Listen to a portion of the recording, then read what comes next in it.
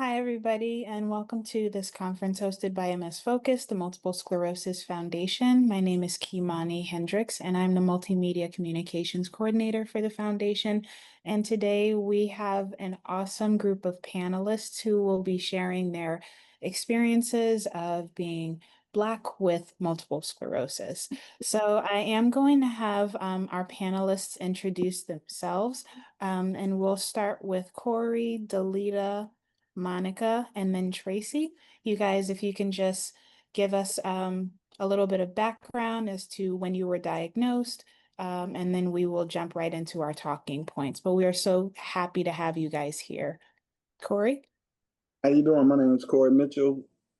I was diagnosed February 19th, 2020. From there, it's just been a story. From being in the hospital to the Lord laying on my heart to create a foundation, to my family pushing me, to meeting a wonderful MS group, to just bumping into different people, to learning a little bit about MS, to meeting you guys. Dalita? Yes, my name is Dalita Bullock, and I was diagnosed in 1988. So I've been here for a minute with this disease. I have truly been blessed that when I was diagnosed, there was no medication. I had prayer and I had family members and friends that prayed for me all the time, and that's what I stood on. I've been bedridden. I've been in a wheelchair. Every now and then, now I use a cane. I have a scooter in my trunk just in case I need it. But I know God has healed me, as my friends always said, because if you see me now and all of these other individuals know me and they see me, you wouldn't think I had MS based on what I just told you. So I know I'm a walking miracle. And thank you for having me this evening. We're so glad to have you and Corey and Monica, Tracy. We are happy you guys are here. So, Monica, can you give us some background and when you were diagnosed?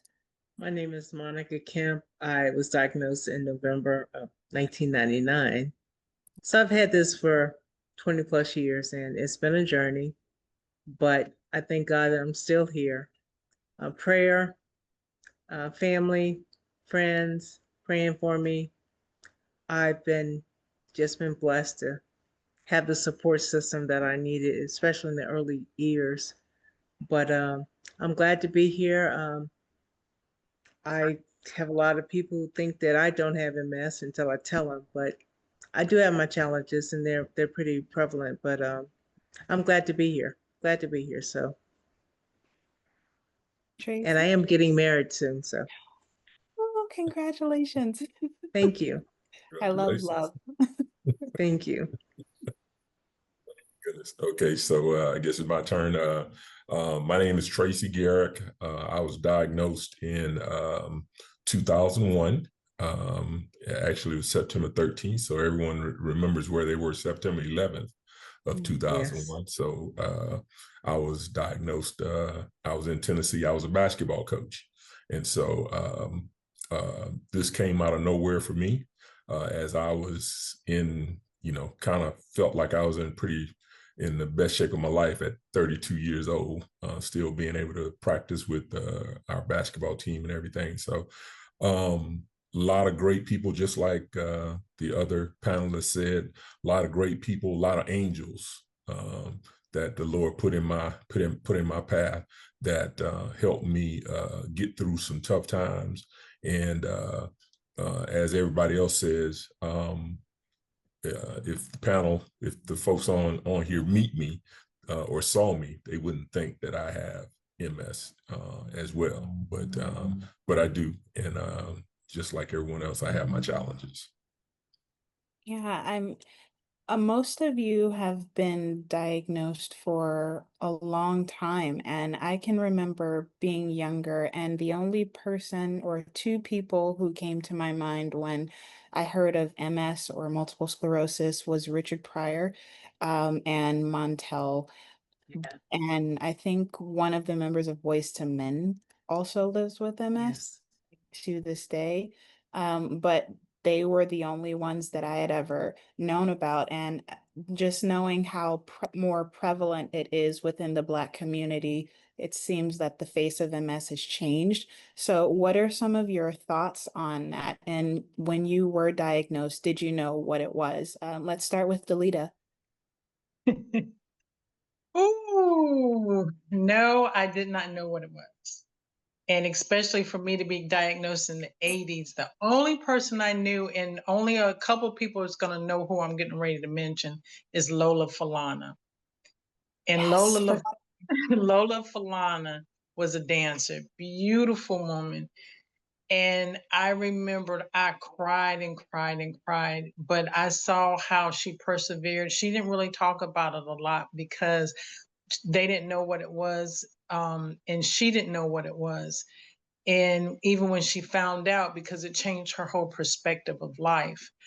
I had 2 months to graduate from undergraduate school. And I told the devil, go back to hell, because I'm walking across that stage. So I had to deal with that.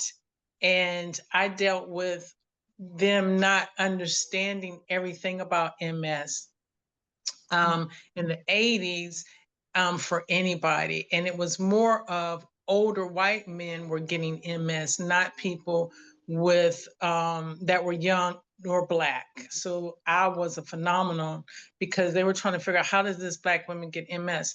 So I went through that. I was bedridden for a while. I came back to school, went to homecoming, got up, could not move.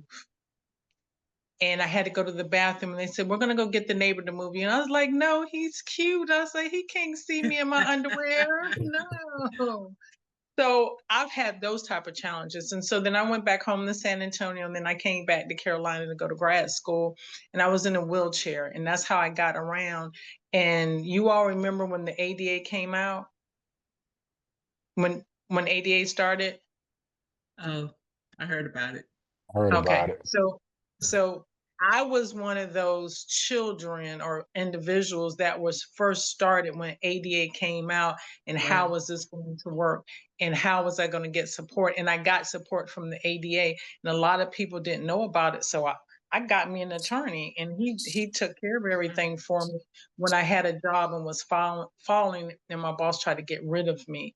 And this was back in the early 90s when it first came out. So I am on the cusp of a lot of breakouts because I was chosen in the lottery for Avanex, because some of you all may have heard about having to be chosen for the lottery. So I was chosen for that for Avanex when it first came out in 1989. So I've been through all those different gambits. I'm gonna keep everything short because I could say a whole bunch for another 2.5 hours. So I'm just gonna shut this down. But I stay positive. I've always made sure I've eaten right. I made sure I took off about 45 pounds when I was younger, and I've kept it off. I'm almost getting ready to be 60 because I'm gonna celebrate my birthday in a couple of months. So I'm excited about that. But I know having a positive attitude, having a good support system. Monica's my buddy from Atlanta, so that's how I know Monica, and we've been a good support system. I've had the opportunity to meet Tracy. He's been a good support system, just talking to him. And I think Corey is awesome. I think he's newly diagnosed, but I've seen what he has done to a level that I could not have done because I wasn't going to work as hard as he did. So I congratulate him on his task for his foundation. I'll support you and write the check all day long. Thank you. Yeah, before we move forward, my mother would absolutely kick me if she were on live. Thank God she's not, because she's the one who told me about Lola Falana and how she just danced circles around everybody. And while she's still alive, yes, let's give her flowers. Her Michael McCary from Boyz II Men, to Mia Montel. So yeah, I thank you so much for telling us that. So Monica, you know Dalita. So did you know what MS was at first? Actually, no. When I was diagnosed, I remember going into my doctor's office, and I was having like some trouble with falling and I didn't know what was going on. I had extreme vertigo, and they had tried all the vertigo medication. It was not working.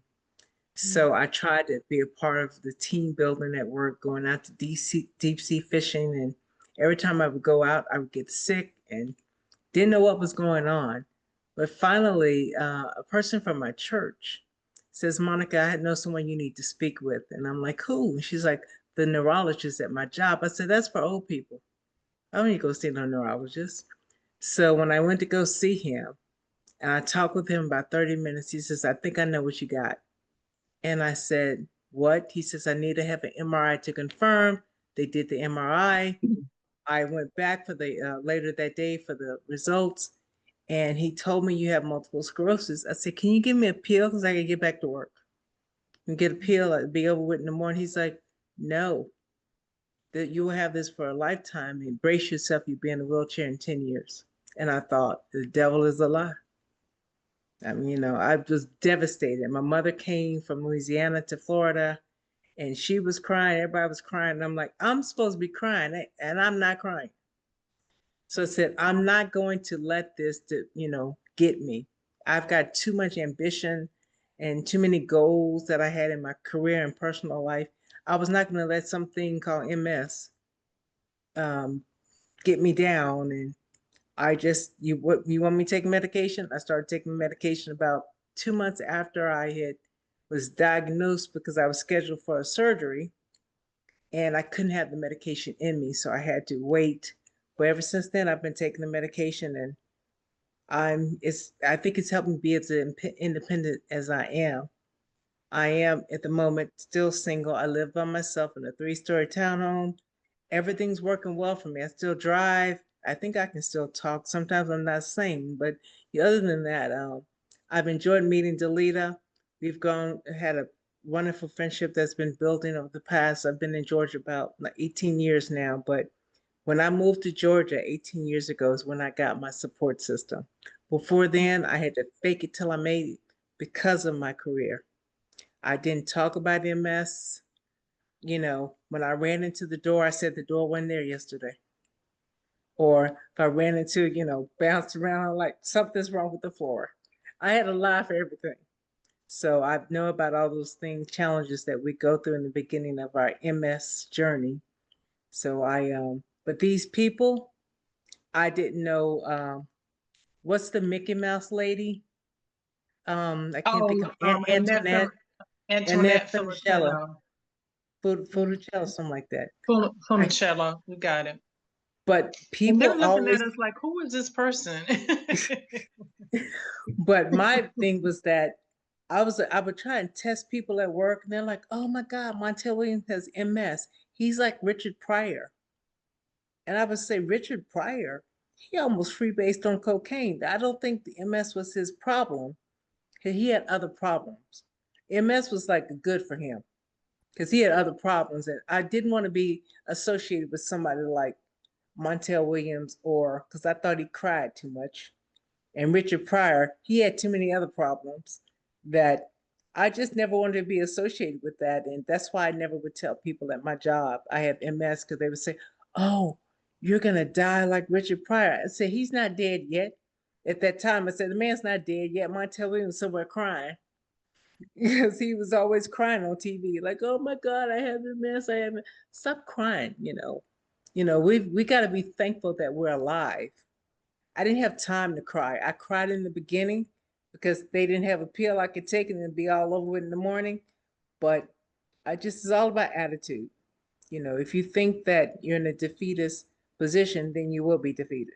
So I encourage people to just don't look at yourself negatively in terms of what some people, Tamia is a great inspiration. I mean, come on now.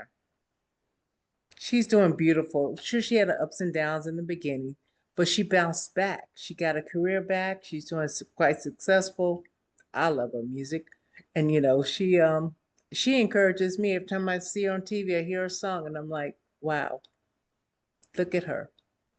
She can do it, I can do it. Of course, I can't sing, but just sing. I won't try. Yeah. Tracy, what about you? Did you know what MS was when you were diagnosed? No, I did not. Like I said, I was 32 years old. I was a college basketball coach at Tennessee Tech University in Cookeville, Tennessee, and life was good. And all of a sudden, I just started having problems during the middle of the summer. And it seemed like it started snowballing. Things just stuff started kept on happening. Like I started losing my balance. I couldn't go up and down stairs without holding on, or I couldn't tell where my feet were going to be, and just a whole gamut of things that I never ever. I was a basketball player, basketball coach. I never experienced anything like this, and so I had a group of friends that every year we would take a trip somewhere, somewhere exotic. We go on a cruise or go to the island somewhere. And this particular year, we were going to Jamaica. And I was like, I'm not missing my trip to Jamaica. I don't care what's going on with this body. Like I went to my trainers and they're like, hey, let's just try to, give you some ice and stem and do some workouts and stuff to try to get you stronger and stuff. And I went on that cruise, worst cruise of my life. Dunn's River Falls is in Jamaica, and so I went to do the falls. And normally everybody on the left side, they it's a human chain, everybody holding on to each other. But me and my friends were pretty athletic, pretty big. I'm 6'6", so some of the locals like, oh, you guys, big guys, you guys can make it up the right side, which was a lot more strenuous. And long story short, I couldn't make it. All my other friends, they made it, and I got about halfway up, and I was totally zapped. My energy was gone. I had no balance. Everything was just not right. And so after that, the cruise, the rest of the cruise was just awful because I had overexerted myself on trying to climb that Dunn's River Falls. So once I got back from that trip, came to my team doctor, our team doctor, and he had a look on his face like, what? Tracy, you've just been practicing with the team. You working out with the guys all the time. I was like, I know. And he said, I don't understand this. And so immediately he said, hey, I got a friend in town. He's a neurologist. I'm gonna have you go to him. And so he sets up an appointment September 13th, 2001, for me to go see the neurologist. And, I go in and see him, and kind of he's talking to me, asking me what's been going on. And I'm telling him things that are happening. And he's like, what? And you never had this before? I was like, no, never had any signs. Nothing like this ever happened before. Losing strength in my arms and legs and stuff. And so he tested me, did some things. And then he said, I want you to do me I want you to do one thing. He said, I want you to get off the table, and I want you to go heel toe, 1 foot in front of the other. And I couldn't do it. I was all over the place. I was falling all over the place. And when he saw me, I couldn't do that. He said, stop. And I got back up on the table, and he just put his hand on my knee, and he said, Tracy, I think you got MS. And at that point, I had no idea what MS was. Yeah. It was just something he said, and he was like, but you're in really good shape. I'm going to take you through every test there is. And so that's what I did. I went through spinal tap, MRI, CAT scan, every test that you could go through. I went through it so that he could rule out that it was mimicking anything else. And finally came back and said, that's what I believe it is. We had there was an MS clinic in Cookeville, Tennessee, small town. and he suggested I go there. I went there, and the guy who was the head of the MS clinic in Cookeville, he had no real bedside manner, and really just kind of looked at my stuff and was like, "Oh yeah, you got it." And I'll tell everybody on here, I've never really wanted to beat up anybody in my life, but I wanted to beat him up that day. I really wanted to just smack him around, but you know, it was sobering, you know, trying to understand what it was. And luckily I had some really good friends, and like I said, angels again, that I had met some folks in Nashville, and one of the people that I met in Nashville was a city council member, and he found out that this was going on, and he immediately said, "We got to get Tracy to Vanderbilt." And so within 2 months, I had an appointment with the head of neurology at Vanderbilt University in Nashville. And that's when because I hadn't talked to any, I'd been through 3 or 4 doctors at that time, and nobody could understand what I was going through. Yeah. And then the guy in Nashville, he was the one who broke it down to me. He took a look at my MRI and stuff, and without saying, you know, really saying anything other than, "Can I call you Tracy?"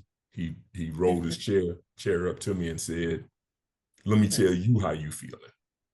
And so he didn't ask how I was feeling. He told me what I was going through, and everything that came out of his mouth was spot on to the things that I had been feeling during that whole time. And so it just kind of blew my mind, like, okay, yes, I have MS. Corey, did you know what it was? No, not at all. And my journey was a little different. MS was my 40th birthday present.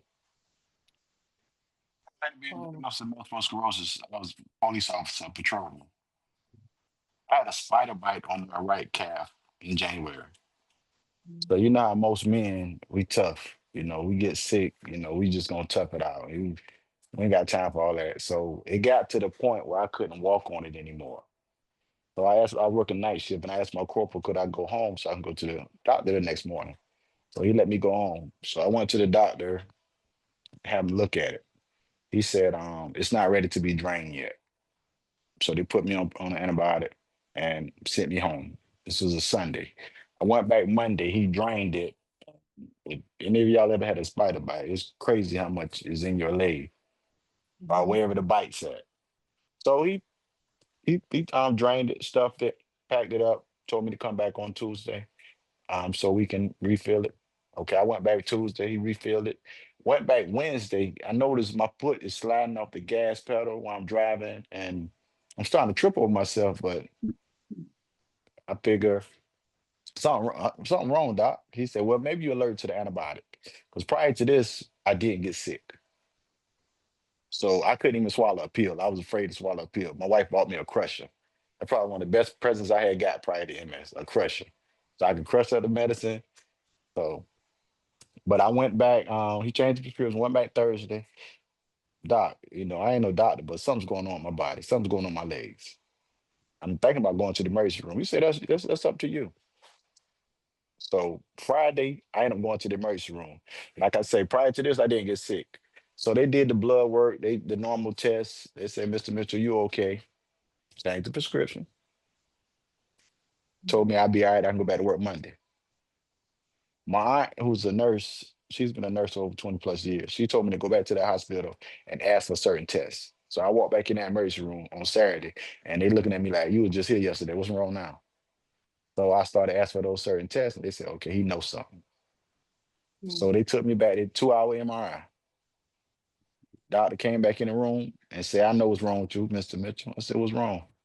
She said, you got MS. Just like that. Like you said, no bedside manners, just like that. You got MS. I said, is that a new abbreviation? Because I might not know about multiple sclerosis, but I know I heard of multiple sclerosis, but you're not just gonna walk in this room and tell me I got multiple sclerosis and I don't never get sick. She said, yeah, you got multiple sclerosis. But unfortunately, we don't treat that at this hospital. So you need to pick a hospital across town to go to. They gave me two options. The first one I picked, no bed. So I went to the second one. And after that, I just lost it. My wife, man, God bless her soul. She was in there talking to the doctor. She took over. They put me in the ambulance and took me to another hospital. I cried all the way to the next hospital. I said, you know what, Lord, you got me. Let's get this crying over. Let's find out what's going on. Got to the next hospital. The doctor said, you don't have MS, Mr. Mitchell, but you have MS symptoms. So we're going to give you a steroid to stop whatever's going on. Just a whole week later, Sunday going into Monday. I'm in the room. Tuesday, I got that spinal tap. So from there, you know, you waiting on the results to come back. He told me, okay, Saturday, we want to get you into rehab. But, you know, normally it takes a while to get a bed. And this is when the Lord really started working. I remember Makers I Five Fraternity Incorporated. So one of my frat brothers came into the room. And, you know, I know him, but we see each other often, but not on the regular. So I said, what's up, man? How you know I was in the hospital?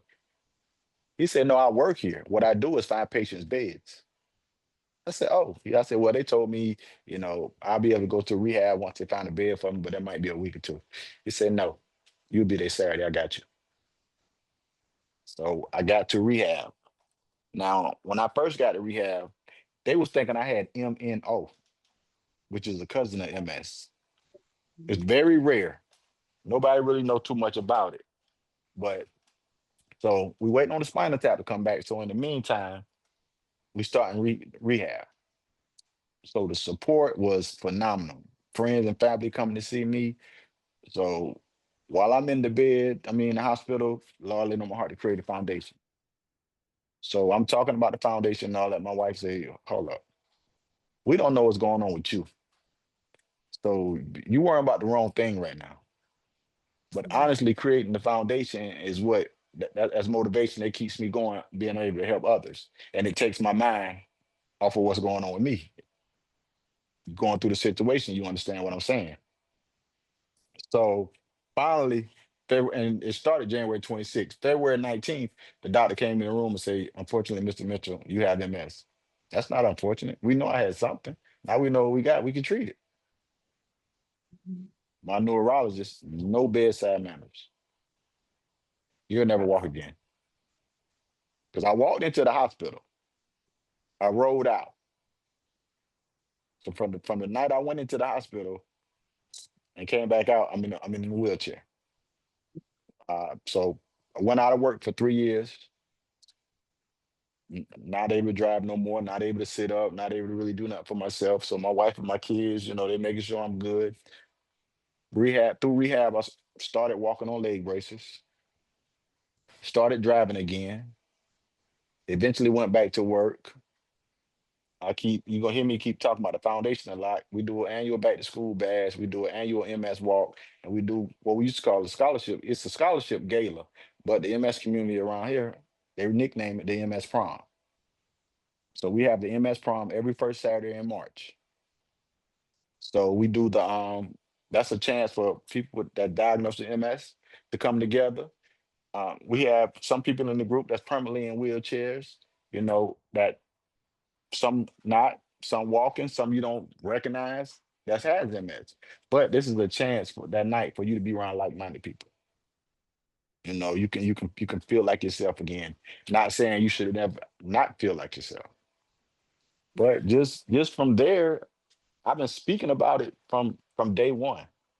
Because my thing is, too many times something happened, we get sick and we shut down. What you gonna say as Black folks? We shut down, especially as men. We shut down.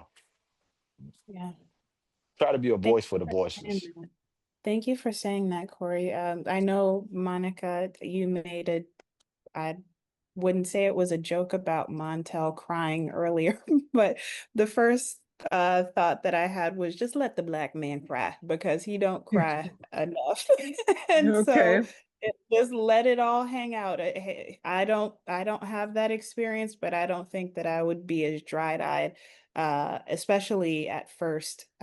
if I did live with MS. So yes, Black people, we really need to be more expressive with emotion, and hopefully eventually there will be a space that opens up wherein people outside of our community don't look at that as a form of aggression and rather than just a form of expression. I So, think the reason I thought that Montel cried, I mean, I was in corporate finance and I had to be strong. We already had um, started out at a place as a Black female in a company like that. I couldn't show emotions.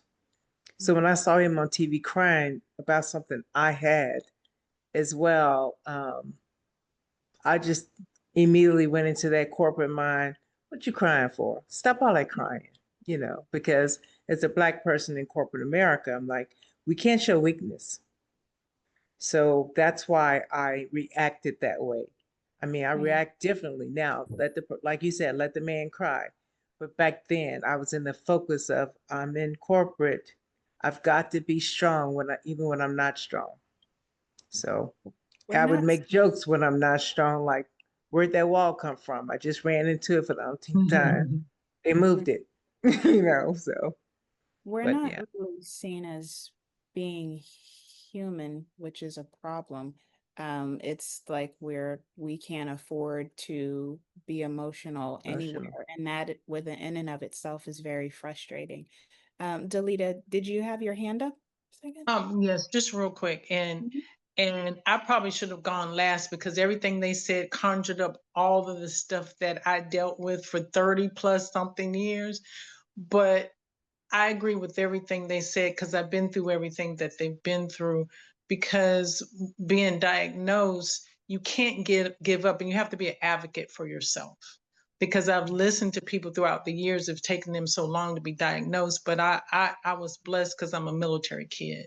So I went to some of the top military hospitals. So it didn't take them long to diagnose me. But that first 5 years being in my 20, yes, I cried for 5 years. But I had the support system of my friends to say, girl, get dressed, we going here. Girl, get dressed, we're gonna do that. And to say that everything's going to be okay because God's not going to put more on you than you can bear. As Black people, we are religious people, so you have to find what your strengths are. And in 1988, I had the first MRI at the Medical College of Georgia, and it was the only one on the Eastern Seaboard. So that's why when you ask me some questions, I was the first on a lot of stuff because I'm a military kid and I was able to get a lot of care that most people couldn't get. And then I ended up at Walter Reed Hospital. But you have to still be an advocate for yourself, and you have to allow people to help you out because we don't want people to help us out. And like Monica, and Tanya, we've done things together. I've gone to them crying. Monica's more historic than I am because I'm a touchy-feely person. But you have those people you can go to and not be afraid and know that everything is going to be okay. So we're here by the grace of God. Now, I did want to address the topic of faith because in your introductions, each of you have brought it up. And but before I do that, I did want to segue into what you were kind of getting into, Dalita, as far as just access to care and resources. And you mentioned that it takes longer for some people to get diagnosed, especially within the Black community, because clearly some of you are living proof that this was not something that was just affecting Caucasian people in the 80s and the 90s and the early 2000s, et cetera. So what were what was some of your processes and access to care? Was it difficult? Let's start with Tracy this time. So I think my journey was a little bit different because I was a college basketball coach, and being a college basketball coach, we have doctors around our athletes all the time. And so when this happened, and I knew something was going on, I had my team doctor right there to, kind of, pick his brain about what's going on and then actually go in to see him. And then it morphed from there for me being in a small town. My team doctor said, hey, I've got a neurologist that I want you to go see. And then he took care of me, went through all of the tests, the spinal taps, the MRIs, all of that. And after I got through with that, they told me to go see the MS clinic in Cookeville. The guy didn't have any bedside manner, came back and talked to my team doctor again, who was a really good friend. And he said, Tracy, we probably, there's nothing wrong with you going to get a second opinion. Okay. And so that's where it morphed into kind of me going and having talked to some friends, and my friends in Nashville got me connected with the doctor at Vanderbilt. And two things about my journey that I want to make sure that I key on here. Kind of like Monica in a way. Just being, I'm a straightforward guy. So, we all work in a white world. Okay. And so for me, my coach at the time was a white guy. And so the doctors, the neurologist told me, he said, you got to go talk to your boss to let them know that you're going to have to take some time off to have these tests. Well, when I went in to tell him that I was going to have to take some time off, I told him in confidence, look, they don't know what's going on. I just, I've been having some issues and they're trying to see what's going on. Well, long story short, I told him, like, keep it between you and I. And I guess probably he got home that night and told his wife that, oh, Tracy's probably got MS, or Tracy has MS. And within 2 days, I'm sitting in the office and she's coming in crying, oh, we're so sorry for you. We're praying for you. And I'm like, dude, what? You wasn't supposed to, this is supposed to be between me and you. Then the part for me that really connects with what Monica was saying was that then I get back out on the basketball court doing my job, and he starts to say, hey, we can handle it, Coach Garrick. You sit this drill out. And so I gotta go even harder then to say, look, man, if I couldn't do my job, I wouldn't be out here. Okay. But what happens to you is that drives you inward so that you don't really talk about it with anybody, because then you start feeling like everybody's gonna start, thinking that you can't do what you're here to do, whatever that is, whatever job it is that you have, And so that kind of drove me inward, where I didn't share my story with a lot of people for a very long time. Okay. And then the other thing I wanted to share was that when I got to the doctor at Vanderbilt, he told me, he said, Tracy, there's no cure for this. All right. And he said, I'm going to start you today. I'm going to give you a shot today. Avonex, just like Dalita talked about earlier. He started me on Avonex that day, gave me a shot that day in November 7th of 2001. And he said, there's no cure for this. He said, but let me tell you, I'm going to pat you on the back because you've done something a lot of people don't do. And that is, you're in tune and you listen to your body, and you knew something was wrong. And he said, that's why you're in my office right now. And I want to make sure you understand that you did the right thing.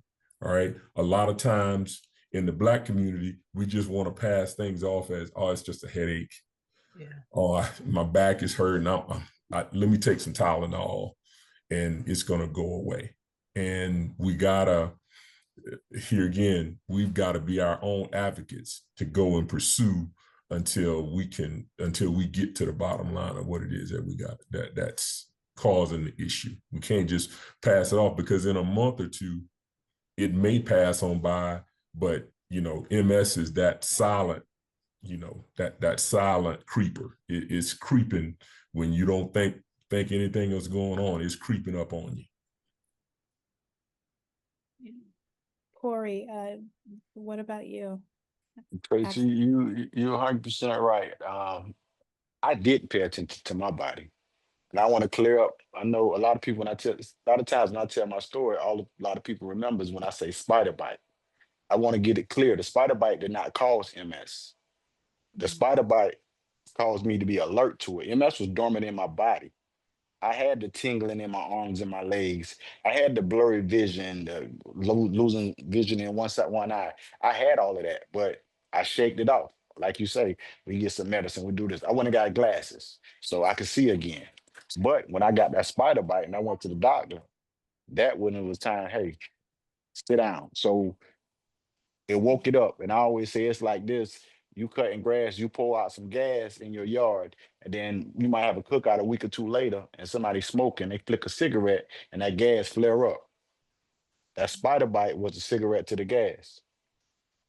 Far as getting assistance, my doctor told me he's never seen nobody get hit as hard as I got hit, but at the same time, he never seen nobody bounce back like I've been bouncing back. My first neurologist, horrible. My uncle told me, he said, if you don't like him, fire him. You pay him. But I don't know nothing about no doctor. So I fired him. I started seeing Dr. Mary Hughes out of Greenville, South Carolina. I'm gonna put her as the best MS neurologist in the world. I'm just gonna put it out there. Amen. But I started seeing her, and a guy that had MS for about 20 years, he told me, young man, now that you're in her care, you're gonna be all right. And another guy, he also told me, he said, you got the right attitude. You're not hiding from it. You are talking about it. You're going to be all right. He said, this guy had it for 20 years. He said, if I'd have did what you were doing 20 years ago, I wouldn't have been in the situation I'm in. So a lot of people, like you say, don't want to tell their jobs, don't want to talk about it. I guess I talked about it so much, I didn't have chance. People didn't have a chance to tell nobody what was going on with me. You know, I just kept talking about it. We got to advocate for ourselves. There's too much going out. Tracy, basketball coach, it's somebody going through what you went through, but don't know how to speak up about it. Yeah. Monica, you got somebody in the corporate world, don't know how to speak up about it. Dalita, anytime I see you, you make it known. You address what's going on. We talk. If we can't advocate for ourselves, who's going to advocate for us? But we got to be a voice for the voiceless. Monica, same question. Excuse me. I think there's something that I learned the first 10 years of my MS journey. I was in denial. I had my eyes on the prize, and if you were not on that corporate finance track, I don't want to hear it. I don't want to deal with it. Don't want to talk about it. I had to tell my my boss eventually, Go upstairs, that I had MS because I had to go have the steroid treatment, and I would come back to work, and he said I looked like I was Shaka Khan. He's like, and then around 2 o'clock in the afternoon, you bombed down. What's going on, Monica? I said, let's talk in your office. So I had to tell him that, man, they gave me steroids this morning and I'm bouncing all over the place. And, I said, I have MS. He's like, well, what's that? I said, I don't know. But that was the only person in corporate America I told, and I trusted him. And he never told a person because he was getting ready to retire and he just didn't care about nobody. He's just like, whatever, you could blow up the place. I don't care. But, my point is, I never trusted anyone in my work world because they could not hold water. People would be confident, their confidences to me, and I would hear about it from everybody because they wouldn't told everybody. No one kept a secret. So I'm like, I'm not going to tell these people my secret. But in terms of care, I didn't know who to go see, what doctors to go see. They were trying to treat me for vertigo, extreme vertigo, for almost a year and a half. It wasn't working. And lo and behold, I had that angel at church. She says, I've watched you for months. You were stumbling, your balance is off. It's like, you kind of bump into some of the pews as you're going down the aisle. And she's like, I just thought that this woman has MS, but I can't tell her that because I'm not a neurologist. But what I can do is get her to one of the best neurologists at Baptist Hospital in Miami. And that's what she did. And I didn't like him because when he told me you'll be in a wheelchair in 10 years, how's that encouraging me? So I left that doctor. I moved to California, had to start all over with the doctor. I never got a doctor that I trusted until I was already 12 years in. So, I support from a medical, no, not really, until I moved to Georgia. And so I'm happy that I'm here because of that. But I didn't have the support. No one knew about MS. My mother thought she gave it to me. And so she was crying too because I gave her this disease I don't know anything about. I'm like, Mama, you didn't give me anything. It doesn't work that way. So I have learned to advocate for myself, like the other young people were saying, and I'm stronger with it. Miss Dalita has been a very inspiring, her story to me. Every time I hear it, I get like little chills, from a wheelchair to, beautiful. I see her walking in little heels and, I'm like, you were in a wheelchair? Seriously? It's just an inspiration to me. And you guys have inspired me with your stories. And I'm like, we've all got to advocate for ourselves and we'll be better because of it. But Yeah. I am inspired by each of you and everybody's story that I have heard in the 6 years that I have been working with the foundation. And I just thank you guys so much for what you are sharing and what you will share in the hour, because people need to hear it. No one's story can be heard too much, in my opinion. And so creating that space is incumbent upon each individual. Now, Monica, you talked a little bit about lack of trust, and I think that's something that's pretty saturated among the Black community just in general. We operate in a world that is pretty much against us and has always been. yes. And that brings me to the point of clinical trial participation. Um, have any of you ever participated, or was there apprehension, and rightfully so? But can you speak on that, Corey? I don't think we started with you at all, so let's start. No clinical trials, plenty apprehension. Like I say, prior to this, never been sick, not even the chicken pox, not even the measles, knock on wood. Like I just didn't get sick. So when they came with MS, I was like, wow, like, so I was very skeptical. So when it was like, what type, they started talking about different treatments. They said to Ocrevich. Tysabri? Oh, No, okay. I ended them with Telsabri, but they talking about Ocrevich. I said, how often do I have to take it? Because you talk about multiple sclerosis, I don't know what this is. I'm thinking I'm sick, about to die. Like, then they say Ocrevich every 6 months. Let me get that. I just got to do it every 6 months. Let me get that. But then the first specialist I met, she said Ocrevich was walking to the mailbox. The way I got hit, I needed to run to the mailbox. That's how I ended up on Telsabri. So, and then I got out the hospital when right before COVID hit. So to a lot of people in the world, they despise COVID. COVID helped me out because everybody was out of work. So with everybody being out of work, a lot of people was free. My wife didn't have to worry about taking me to no doctor's appointments. I have two kids. At the time they were a lot younger. She could take care of that. I had people picking me up, taking me back and forth. So very skeptical. No trial clinic, no clinical trials. Got it. Dalita, what about you? What are your thoughts on clinical trials and just skepticism within community?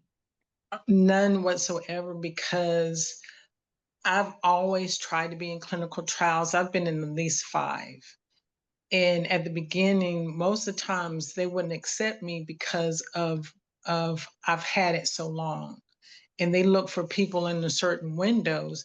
But I would always say, but I've had it for this many years and I'm doing so well. Why can't you do something for me? So I'm fighting for myself. Why don't you do something for us? But a lot of times there are clinical trials dealing with exercises, and I'll do that. And I know our community doesn't believe in being in clinical trials because of the Tuskegee Airmen. Everybody goes back to that one and doesn't realize if we don't try clinical trials, then we're not counting in the numbers. They don't know what African American people need if we don't participate in some of these events. So I don't have a problem with it at all. I just want more information before I start a trial, because I want to make sure there's no harm to me at the end. And so then I can research it for myself. And that's how I feel about that. But I don't have a problem. I did one where, well, no, I can honestly say all of them have been exercised clinical trials, because they wanted to see the clinical trials for your walking, for your standing, for your sitting. How long can you do particular exercises? So those are the clinical trials that I've done. But most of the times I get knocked out because I've had it for over 32 years. It's unfortunate because there are a contingent that actually do want to help, and being rejected, I can see how it is discouraging. And yeah, Tuskegee, that is the first thing that comes to my mind when I think about the Black community and trial participation and just how wrong that went. What about you, Tracy? Yeah, that's what I was gonna say. I've been I can't remember the first clinical trial that I participated in, but that was probably back in 2013, 2014. And unfortunately, I was given the what is it? Placebo? The placebo. Yeah, I was given the placebo. I wasn't given the actual drug that they were giving to everyone else. But what actually helped me was that they treated me just like I was being treated, like I was getting the actual test, the actual drug that they were testing for, which gave me the opportunity to have. I probably had 19 MRIs over a matter of 10 months, right? So they were, so which was cool with me, because I wanted to see just how, how the lesions were growing and whether they were growing. And so it was free, ended up being the placebo at the end. But by this time, Dr. Hughes was able to get all my MRIs and kind of see how things were going with me. Now that whole time I was still taking, that, but I was still taking my Avonex. And so for everyone listening, I took Avonex from 2001 until I want to say 2014. So I had moved from my doctor in Nashville, Dr. Sriram, to I can't remember my doctor in. I was living in Greenville. I moved to Greenville, South Carolina, but my doctor, Dr. Sriram in Nashville, recommended a guy in Charlotte. And I moved to going to him, and I just can't remember his name right now. There's probably some folks that know him that are online here, but then he was cutting back on his number of clients, and he knew I was driving 2 hours back and forth from Greenville for his appointment every 6 months. And he said, "I've got a lady in Greenville that I think you will like." And it ended up being Dr. Hughes. And so she didn't jump on me right at the time that I came to her, but she started poking at me because anybody who's been on Avonex understands that when you take that injection, you're going to be, let's say you're going to have flu-like symptoms, or you're not going to feel very well for, 24 to 36 hours. all right, if you're taking that drug. And, you know, she just started in on me by asking me the question, do you really like being sick every weekend? Do you like planning on it and stuff like that? And I was like, you know, well, you know, it's working. I haven't had any issues. So why am I switching? And so she took that for a little while. And then I want to say 2015, she came at me again. And she said, I've got another drug that you don't have to take a shot every week. And you know, I won't go into, you know, like I said, I had angels in my life because I couldn't deal with the needles. So I had angels that would give me my shot. Over that long period of time, there were different people who gave me that shot. But so I relented. I said, okay. She said, I've got a new drug called Gilenia that it's a pill, you know, that I think you should be, we can try it and it'll be a pill that you'll take every day.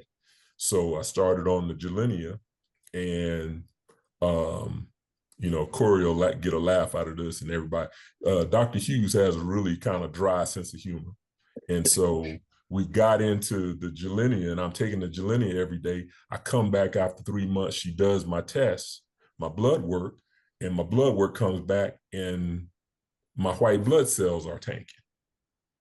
And so she then tells me, well, let's go to every other day on the Gilenia. Well, I went for every other day on the Gilenia for another month and a half, came back, did my blood work. My white blood cell count is still going down. And so just to, like I said, she has a dry sense of humor. Her first words to me when she saw the results, she was like, you just a cheap date. This drug is just not, you know, it's working too good for you. So, but at that moment, she said, well, there's a drug that they're trying to get through the FDA, and the company is trying to test it. They're trying to get people to you know, they're going to pay for it, you know, clinical trial or what have you. And it was Ocrevus.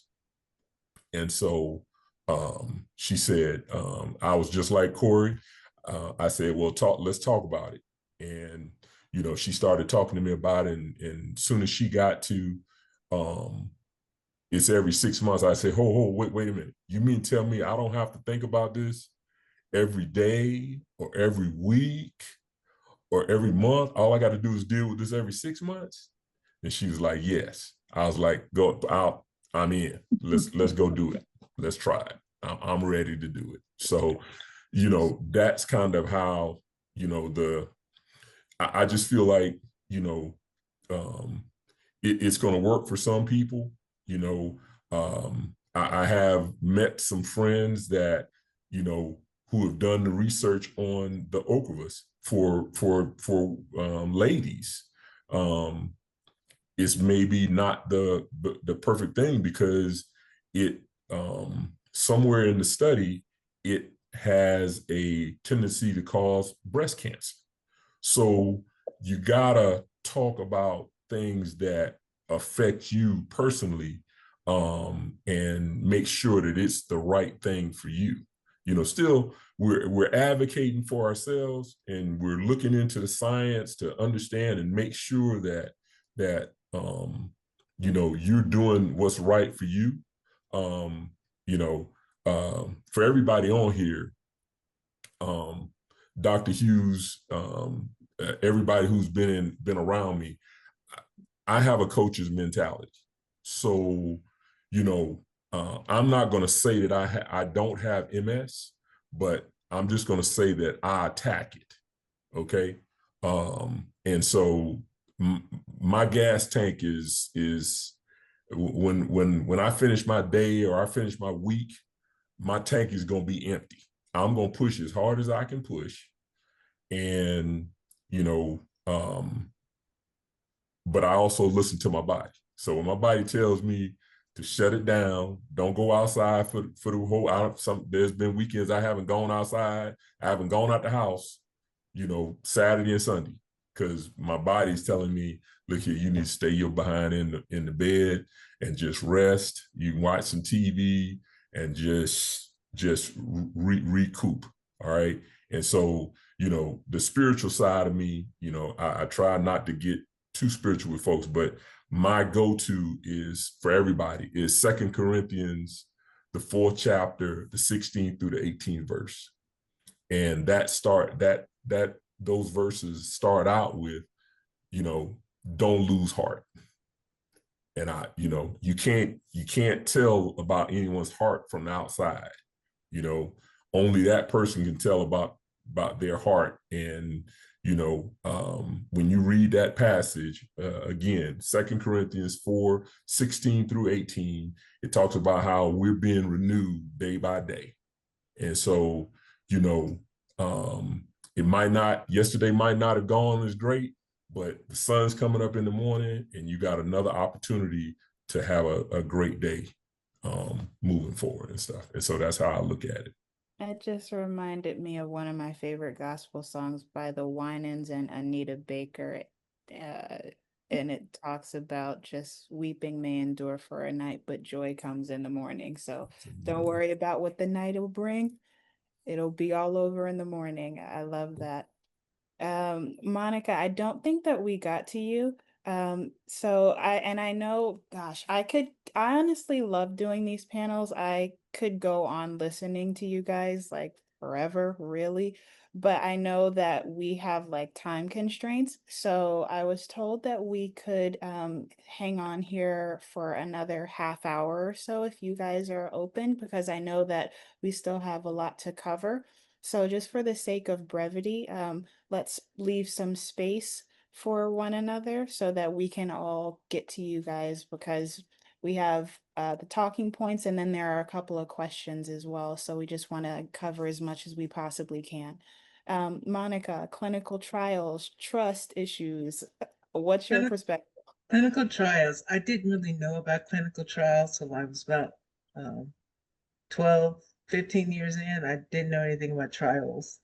So my experience with clinical trials, I've never done one. I don't have any feelings one way or the other. When I did start trying to think about doing clinical trials, I would always get kicked out because I'd been on Tysabri. Tysabri kicked me out of everything. So when I finally got off Tysabri, because my numbers went up, they wanted me to go on Ocrevus. Ocrevus, someone mentioned that as a female, we need to be cognizant of what Ocrevus. Do your research, people. Because Ocrevus, I come from a family where my grandmother died of breast cancer. My mother was a breast cancer survivor, but she died of bone cancer. So the idea that Ocrevus could wake up my breast cancer cells, because we all got cancer cells, that scared me. And I didn't want to even try that because I'm a high risk for breast cancer. So they knocked out Ocrevus and I was put on Rituxan.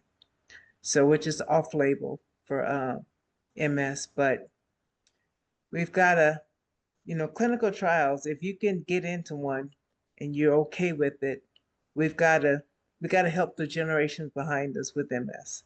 So we're the only ones who can help them. Just like the people in front of us, well, maybe they tried to help us, but my point is that it's my humor there, but we've got to help the people behind us, because if we don't, who will? Because they already think that we don't have MS, but every time I go to MS function, that's all that's there, or is us. So I didn't know a lot about clinical trials. Yeah, I will say, again, just to wrap that subject up,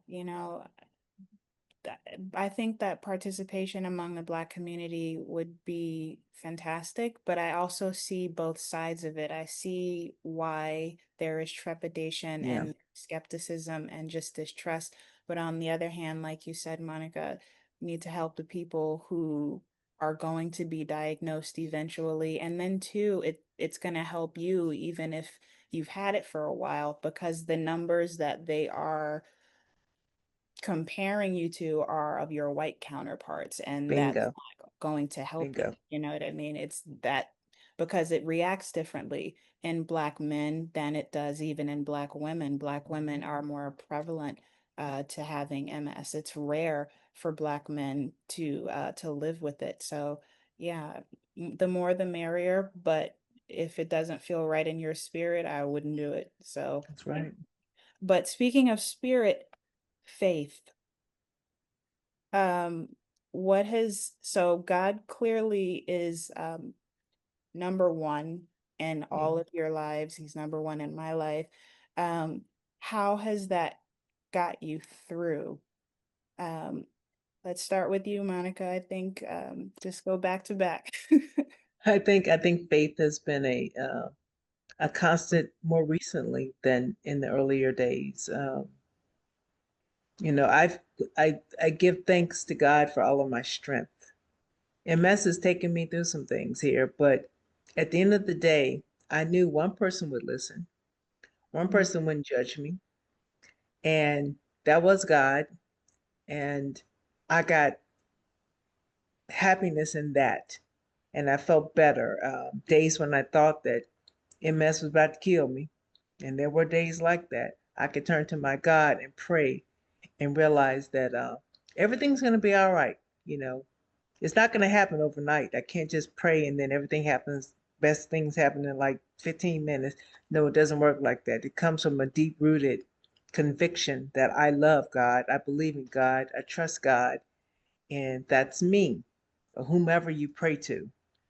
But it's gotten me out of a lot of depressive moments when my faith has, because MS can be very depressive, you know, and don't allow yourself to soak into that depression. You know, you got to come out of it, and God has got me out of it. What about you, Dalita?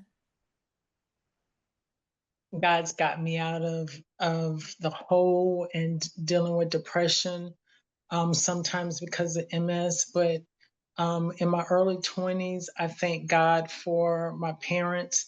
My daddy's the chairman of the deacon board. I thank God for my friends. I have friends that always prayed for me. And I'm trying not to get emotional because I haven't been feeling well at all this year. And so I know it's by the grace of God. And I know if I stand on his word to know that he is healing me. And my father told me that last week, God has healed you and you are going to be okay. But you have to know what your strength is and what you're seeking for in God. So think about this. So when I was diagnosed, there was no medication. They only would give you steroids. And then being chosen in the lottery to do the Betaseron, when that first came out, I was like, oh, I'm not taking that.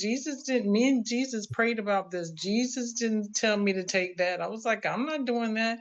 So it was probably about 15 years before I took my first shot. And my doctors would explain to me why I would need to take it. My doctors would tell me how this would be helpful, but I didn't feel good about it because I was scared of needles. So I just believe in praying and knowing God is going to take care of everything, because I have 39 lesions on my brain. And I know it's by the grace of God that I'm able to still walk with the cane, still do everything, because with 39 lesions on my brain, that ain't nothing but the grace of God that I do as well as I do on today. Corey. One thing I've never done is, you know, some of us get hit with something. The first thing they say is, "Oh Lord, why me? Why me?" That's a question I never ask. I said, "Lord, you got my attention. What is it you want me to do? Use me to the best of my ability." And that's just how I live it. That's how I look at it. You know, it's mind over matter. But he that's exactly what's going on with us. He has our attention. I call it, I said, this is a situation that too shall pass. And honestly, that's how I look at it. Yeah, love that. Yeah, and I remember a few years ago I had something with my health that came out of nowhere, and I asked that question, and immediately after there was a still small voice that said, "Why not you?" And I was like, changed my perspective completely because it took me out of a victim mentality. Yeah.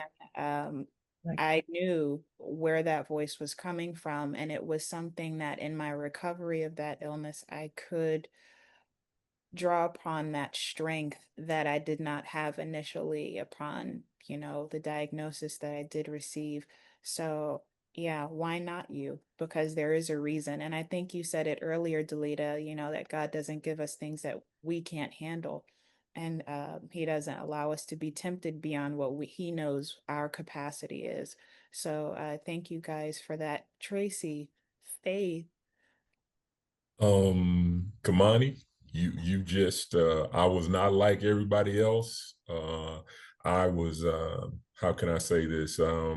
Everybody knows the footprints in the sand. So my life had been blessed up until I was 32, and I had no reason to do anything other than, I knew God, and my parents brought me up in the church, but at 32 I was strong black male, working, doing my thing, and everything had been just great.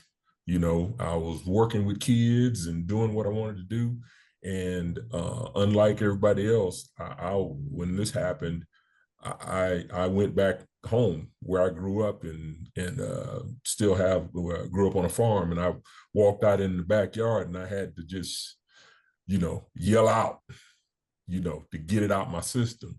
And I asked just like you did, like, why me? And that voice came, it wasn't small, it came booming back like, why not you? Why not you? And so, that was like, okay, I need to change my outlook on some things, and I need to try to do some things differently. And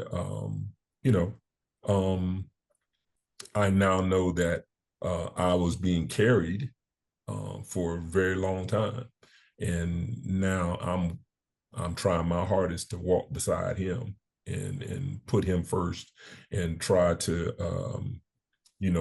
uplift him and uplift a whole lot of other people as I go through this. And so seemingly I feel like I've been trying to do that and trying to put myself out there more to let people know that this is something that I deal with on a daily basis, just so that if they've got something going on, that they don't feel like, hey, he's just this big guy that everything's going great for and stuff. And so anyway, God leads me every day. And like I said, 2 Corinthians 4:16-18, that's my go-to, man. That's my go-to.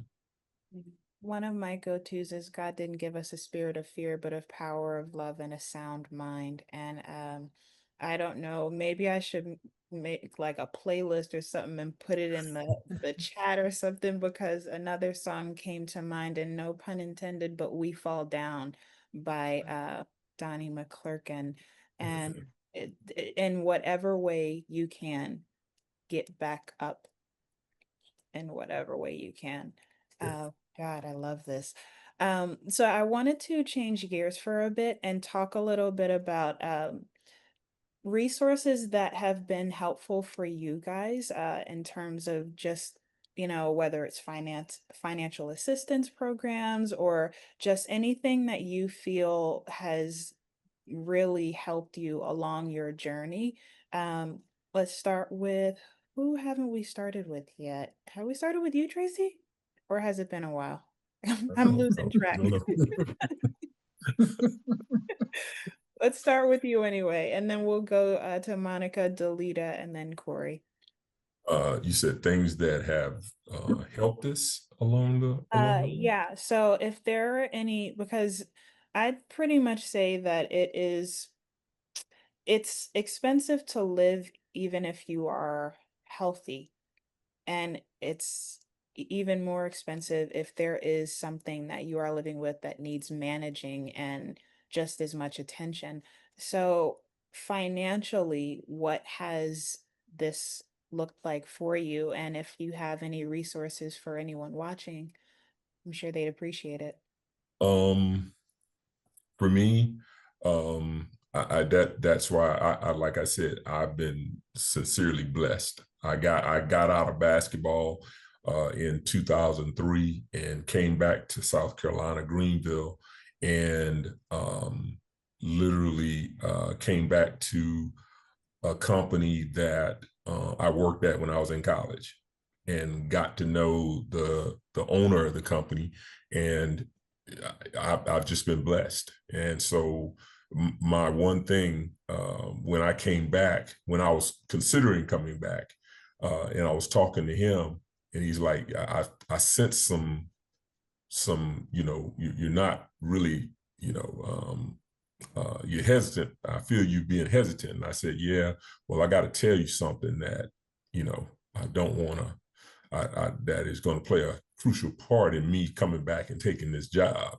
And he said, what's that? And I said, well, I've got MS, and I need to know whether the insurance here will cover, me having this pre-existing condition and all of that. And he was like, if we don't cover it, then we will cover it. And so he went to HR and made sure that they were covering, that they would cover the MS. And so, like I said, that's a blessing. I can get choked up about it, but I've been with Southeastern Product for going on 22 years. So I've not had to worry about my insurance covering any of my bills and stuff. I love that there are just so many different sides of the spectrum, because I think in terms of just discussion among Black people in general or about Black people, it doesn't matter whether you have an illness or not. There's always this talk of limitation, limitation, limitation. And we don't really consider that, hey, not every Black person is in financial crises, or not. Like, there are just so many degrees, and they all need to be spotlighted. So it's really amazing that a lot of you have not had the what would be the stereotypical view, in your experiences. Monica, what about you? Okay, I didn't have any financial support. Clearly, I remember when I first moved to Georgia. I mean, I had jobs that paid my insurance. Insurance was pretty good, but I remember my mother. I first moved to Georgia, and she said she had to borrow money from her 401k to pay for my Copaxone. And I thought, you've got to figure this out, young lady, because you cannot have your mama going broke. So I started doing my research, and what I learned quickly was that MS was not going to be a financial issue. There are too many programs out there. The manufacturers are trying to help you. You got to ask. That's part of you being advocating for yourself. Ask. All they can do is tell you no. But every drug I've been on, and I've been on quite a few, there's always a foundation or program there. They know that people can't afford their medication. So they have programs out there. I tell people, guys, you got to ask. And so if it wasn't the drug manufacturer, some of the MS organizations are out there. They help you. They've helped me. Everything from paying for my medication. Rituxan pays for everything now because I don't meet the salary. They have one question for me now. Do you make over 150? See, not anymore. And they're like, you paid. In the conversation, I'm like, okay, well, I show up every 6 weeks or 6 months and have it done. But there are organizations out there that can help you, guys. And when I tell you they can help, they can help. I've had things from like I said, the medication. I had the flooring and carpet redone in my house. I've had this done. I just got a big grant yesterday for a new HVAC I had to buy. If you work it right, you can get help anywhere. I worked at HVAC. I said, you know what? How can I make this $13,000 HVAC system an MS issue? Oh, I worked it because I can't be hot. MS patient, I can't be hot. I can't live in 90-degree weather. Yeah. And sure enough, they helped me out and they found somebody to give me a nice chunk of change shorts that I was not expecting that. And I'm like, whoa. So they're still helping you guys. You just got to do your research. Let your fingers do the walking. All of the MS organizations can help you financially in some capacity in your life. And as far as the cost of the drug, those drug manufacturers will help you. You have to ask. I beg of you, please ask. Do not let financial issues be an issue with your MS journey. They know it's expensive. You got to ask. Do not let that be a factor in whether or not you're going to take your MS medication or not. Whether you have a wonderful insurance like Mr. Tracy or whomever. Guys, there are companies out there that will help you and organizations out there where they help you. So I implore you to go out there and look it up. All of them. God, I love this because you said just making it work or you got to work it. And that's something I feel like that sums up a lot of the Black experience. We make stuff work. We just have such resilience that is beyond anything that I have witnessed, really. Like we get handed the short end of the stick, the worst, not even a silver spoon. I don't know what kind of spoon we get handed, but it's not, or whatever's on that spoon. It's like, why would I want that? But we still push through and we persevere and we thrive. Yes. We thrive even in moments where it's like, okay, I'm surviving. I don't have everything I want. Not everything is going well, but Right. I'm moving where I can. And I thank you for saying that. And let's do Corey and then Dalita to keep with the guy girl. Well, insurance, of course, they still covering a lot. But when I was in rehab, my case manager, she set me up when I couldn't really do much myself. She set me up with a system as far as the medication, and I've been rolling with that ever since. So that, but guy, that hasn't been a burden. And let's go Dalita? to the insurance. I have insurance also. When I retired, I prayed about it before I retired, and God said, I'll take care of you, haven't missed a beat. And then knowing the resources that are out there. And I have to say this, and she's going to get me on this one, but Monica, my girl Monica, when I was in Atlanta, I knew some resources. Monica knows resources. I was like, Monica, how you find out about that? Do you just sit down on the computer all day? Pretty much. She knows resources. And I will say this, she used to give all the information out to everybody. She had everybody's email addresses and she would just send it out. So all you had to do was follow through. And so that's somebody that cared enough about herself and everybody else to follow through to tell you about these resources that were available. When I was first diagnosed, I couldn't drive my stick shift anymore. So my parents bought me a new car, but I had to get hand shifts. And Voe Creek Rehab in Columbia, South Carolina got me a wheelchair and they got me some hands rails gears so I could drive my car.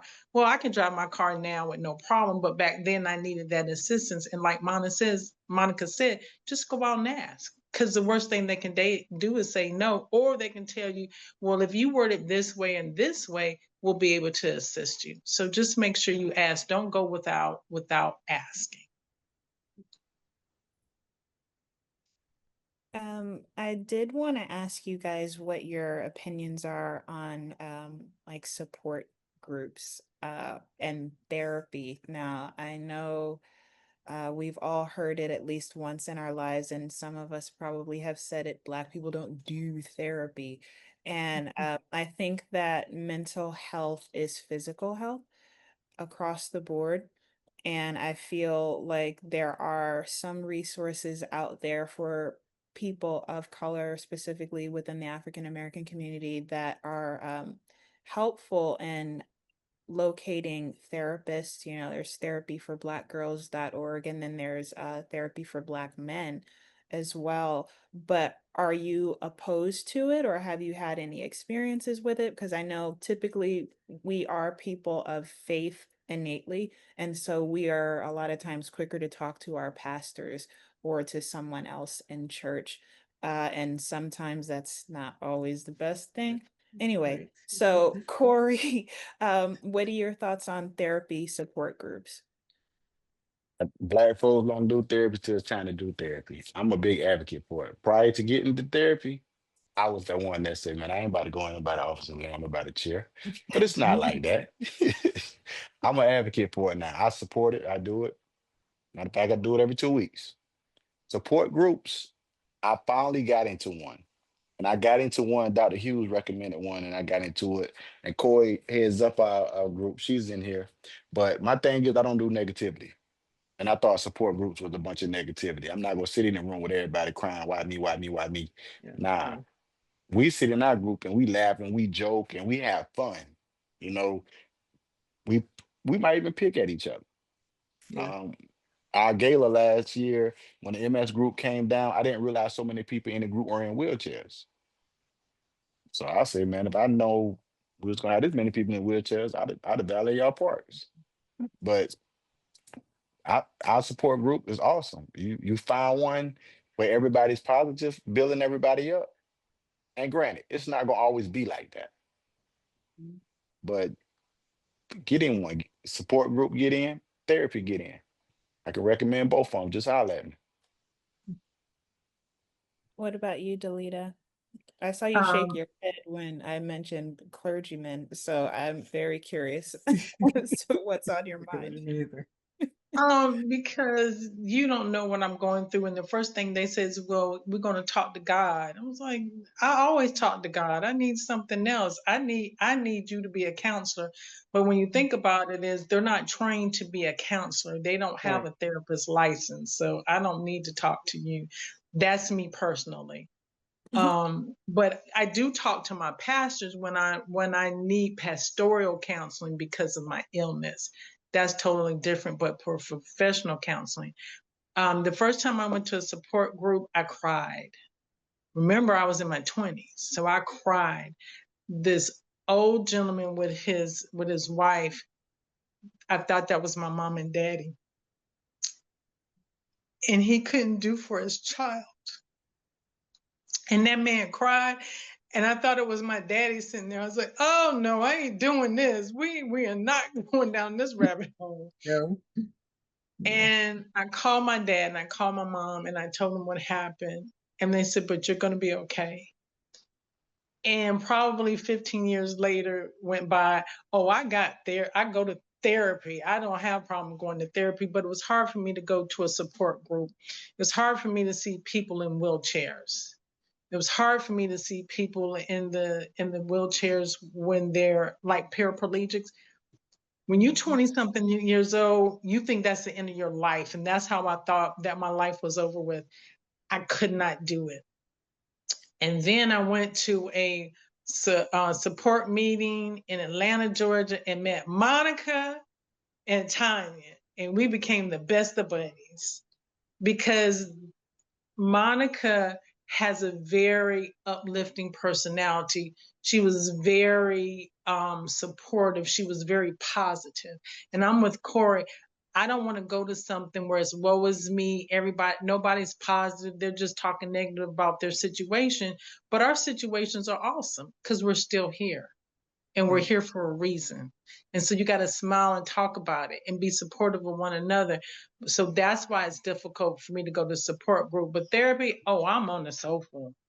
And I'm going to write the check. Okay, yep, I need help with this. And you're going to get me through this. So, but please excuse me being emotional because that was hard. That in my 20s, that was very hard. But I believe we all need therapy because we all need some assistance. Yeah, the percentages are rising among Black people in recent years, thank God. But there's always room for improvement. And I think I'm hopeful that we will have some more couch time when needed for sure. And I hope that again that finances are not an issue. But I know that some insurance policies don't necessarily That's cover true. mental health, and I don't understand that for the life of me. Monica, what are your thoughts?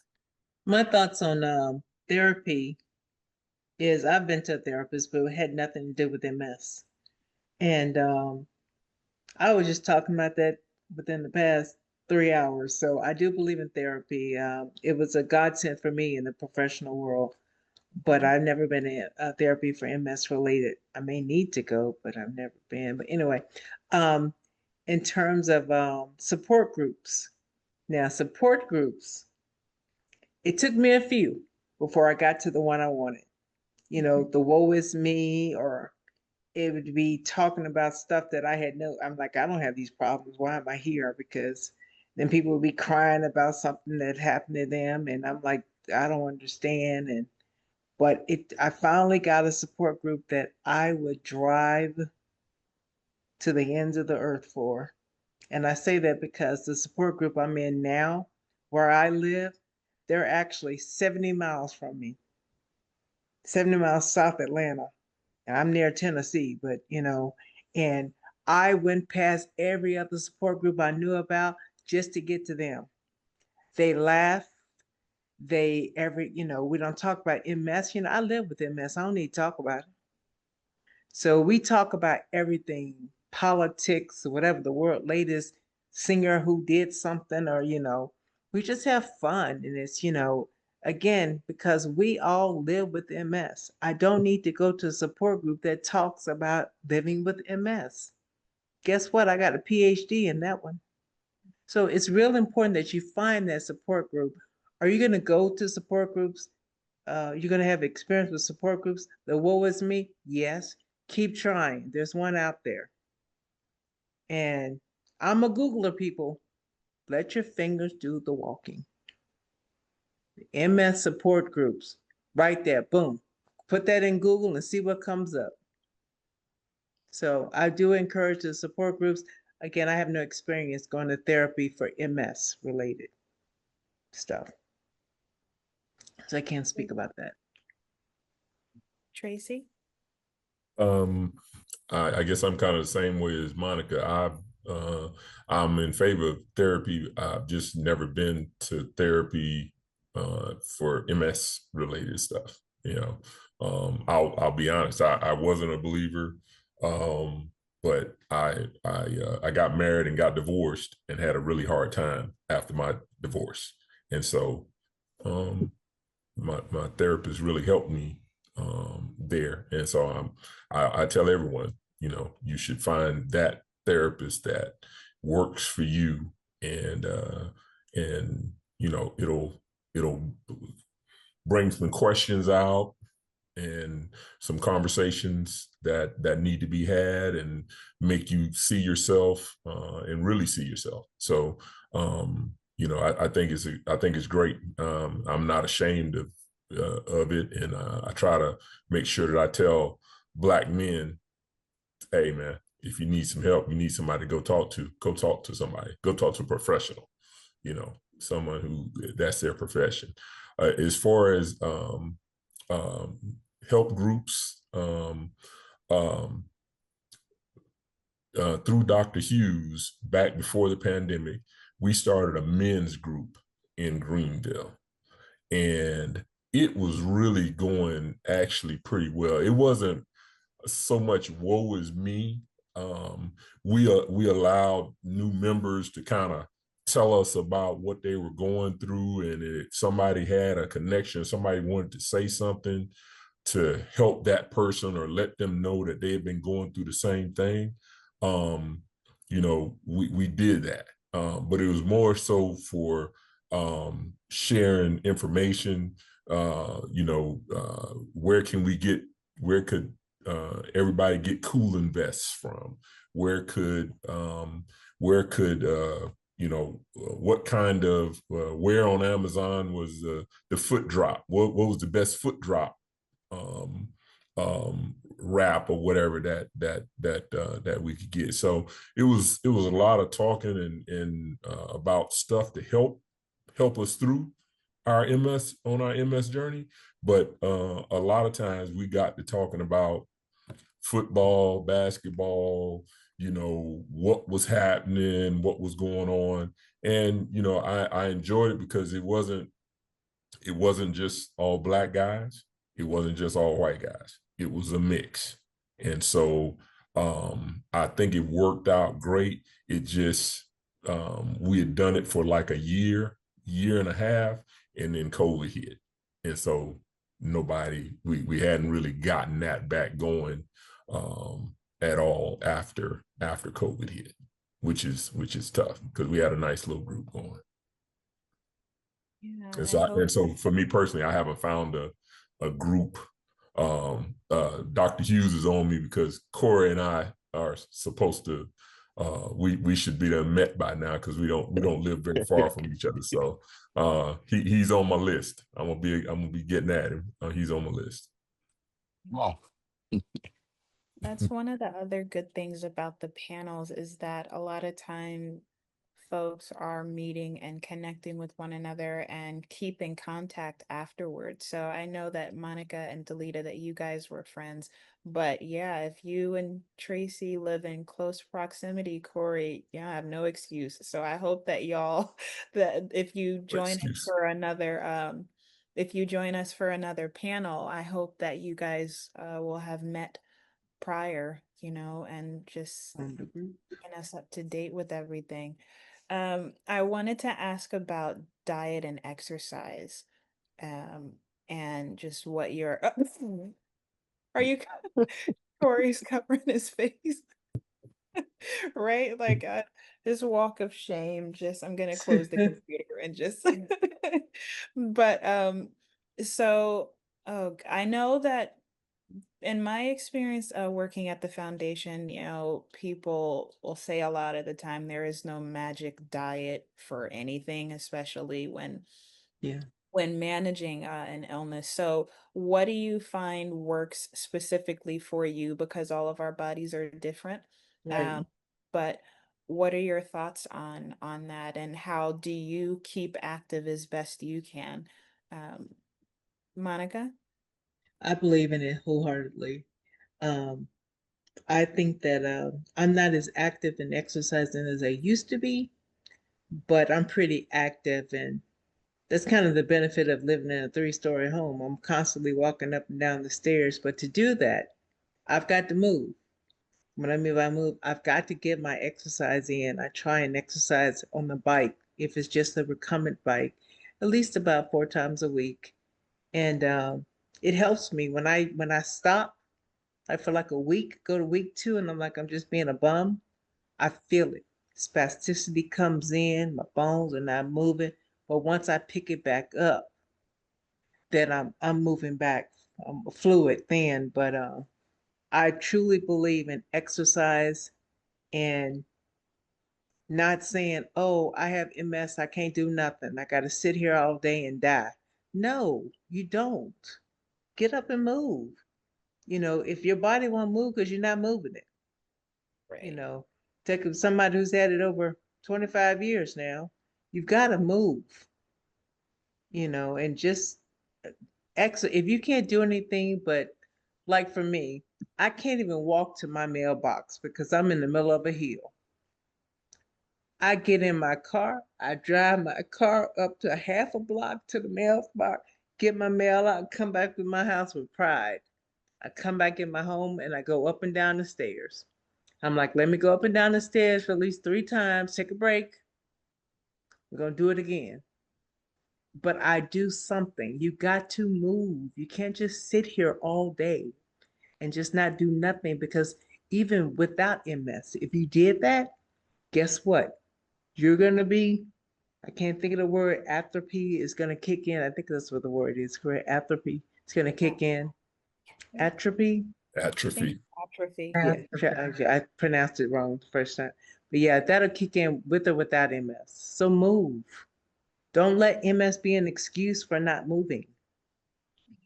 You've got Yeah. to move. So I encourage that completely. If it's just a little something, little things help. You know, you have to go run a marathon. I was never running in the house, so that's not going to happen. But you got to do something. Just move, people. Just move. Yeah.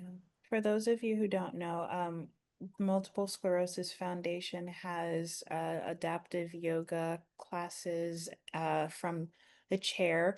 We also have Mhm. a Tai Chi class that's taught from a chair as well. And I believe that there is a chair dance class that Hmm. one of our amazing teachers also That's fun. hosts. So if you go to msfocus.org and check the events, click the events tab at the top, you'll see health and wellness as a selection, and you'll find all of the classes there. You can register if you would like, but yeah, even if it's a little bit, you have to move, muscle memory. We also are in contact with one of our a PT named Herb Karpatkin, and he talked a lot about how way back when he first started to study, the effect of MS on the body, how physicians would say, oh, well, we don't really recommend physical therapy until Yeah.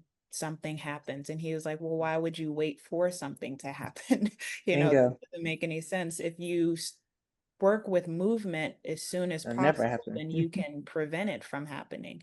So yeah, I agree with that, Monica. Uh, Corey, what about you? I know you covered your face, but The diet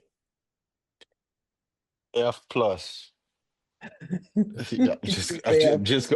I failed. I'm Well doing played. better, but when I first got diagnosed, I gave up pork for about 2 years, just trying to figure out what was going on. Then one day I was in Dr. Hughes' office and I was talking to um one of the nurses in there, and then she was talking. I told her I don't eat pork anymore. She's like, why?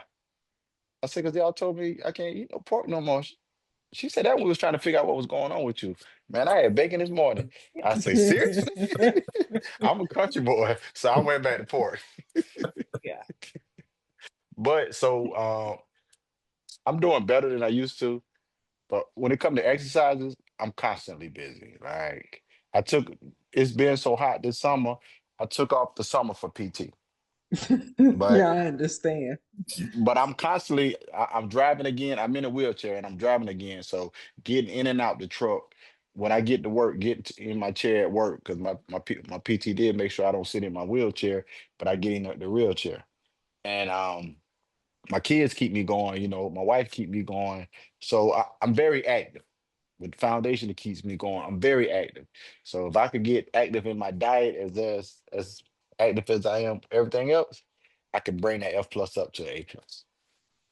It's a work in progress because some food is just delicious, even though we know it's not good for Right. us. Yeah. I'll just risk it.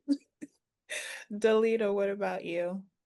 I always try to work out at least 3-4 times a week. Because like I said, when I was newly diagnosed, I was in undergrad. I was weighing about 190 pounds. I was like, I gotta get all this weight off. So I changed my eating habits. I started working out, making sure I stayed healthy. And I've done that all the way since then to now. I moved to Columbia, South Carolina to take care of my grandfather who just passed at 101. And my mama said, oh, you don't eat like we cook. I was like, why y'all killing me? Did y'all fry everything? Yeah. Really? I was like, Yeah. so I had to go back to steaming my fish and steaming my vegetables and eating healthy because I was like, oh my gosh, my diet, the way I eat was just going all the way to the left. So I had to get back to the right. And I enjoyed it just for a minute, but I could tell the difference in my Yeah. body from not Yeah. eating more healthy. So that's what I do for me to make sure I stay healthy and doing some little exercises. I'm starting to do classes with the seniors, and the classes with the seniors really help my body because our movement that we Really. need for stretching, they do a lot in those classes. And they're so sweet because they're like, baby, are you okay? Did you have an accident? So I'll share with them, oh, And when I tell you they're so nice, they're like, baby, is there anything we can do? We need to get your number so we can call and check on you. So that's what I find funny, but at least I'm moving like they're moving and I'm doing something. So that makes me feel good.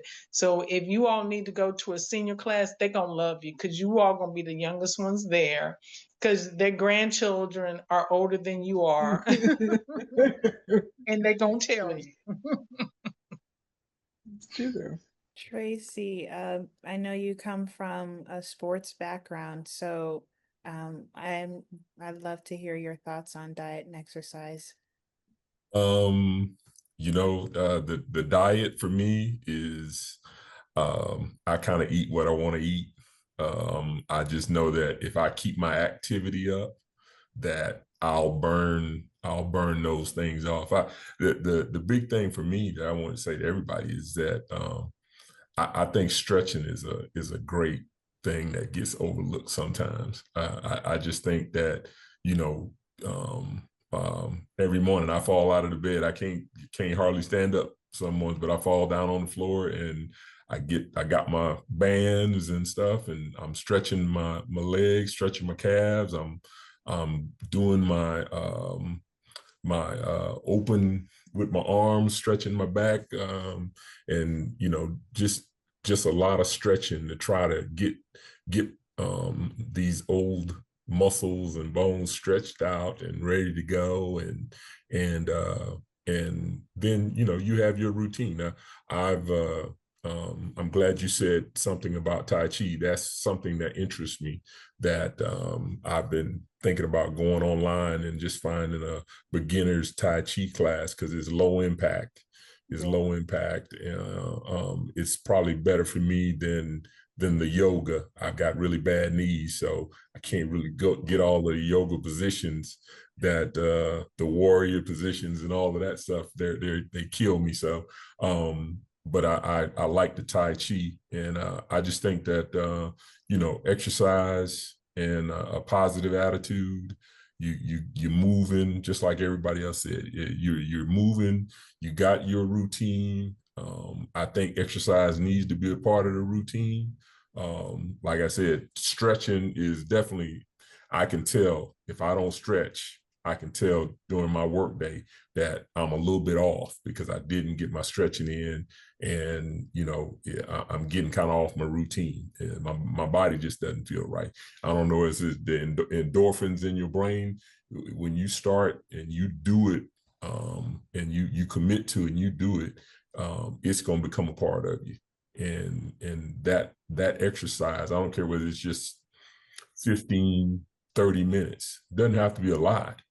But you're doing something to get your heart moving. Like Monica's walking up and down the stairs. That's a pretty good that'll get you, after you go up and down 2 or 3 times, that your heart is starting to pump a little bit. So just stuff like that, it gets you going and stuff. You don't have to, I'm a person who like lifting weights and stuff like that. You don't have to go to those extremes. The stationary bike, the treadmills, those things, I think really, they get you to a point where your heart is pumping. And with what I find from MS is that you need to still, we got MS, but I like to say MS doesn't have me. I'm gonna push back against it. And so the best way I know how to push back against it is to exercise, to try to get a little exercise. And I'm not saying, like Corey just mentioned, unfortunately we live in Colombia, which is the hottest place on God's earth. But so you can't do a lot outside, but you can do some things on the inside to help yourself to get your heart rate up and get your blood flowing and pumping and stuff. I will say, for a moment, Tracy, you know, the yoga classes are done from the chair, so everybody's knees is bent and we won't know that at And you all. said excuse. Yeah. Yeah, so Okay. no excuses, Tracy. No You excuse. got it.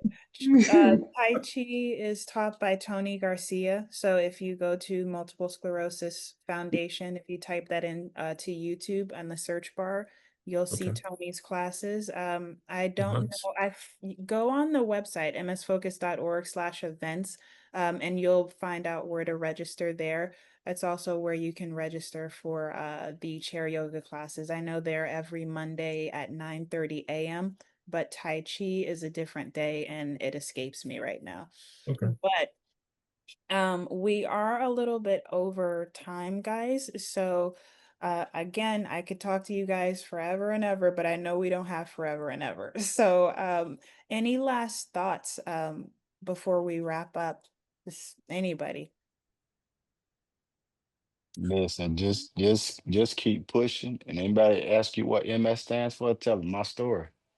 Amen. Mhm. Amen. Yeah, That's true. that's a good one. My That is story, so or my true. mess. My mess. Hmm. But always make sure not to give up when they're doing tests. That's the first thing I would say. Don't give up when they're doing tests, to make sure you're getting what you need, and ask. And like Corey says, if you don't like that doctor, get rid of that doctor. My father used to tell me that all the time. I fired a couple doctors. Fire. I don't have a Yeah. problem with that because I'm writing the check.